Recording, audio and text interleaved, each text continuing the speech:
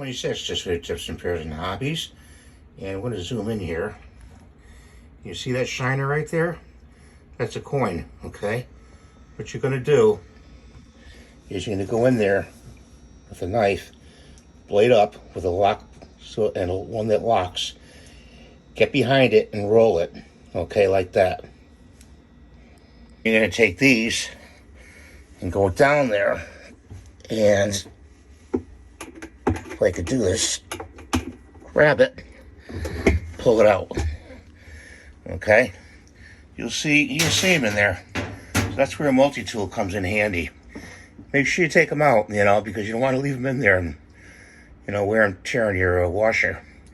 Thanks for watching. Have a great day. We'll see you in the next one. Bye for now.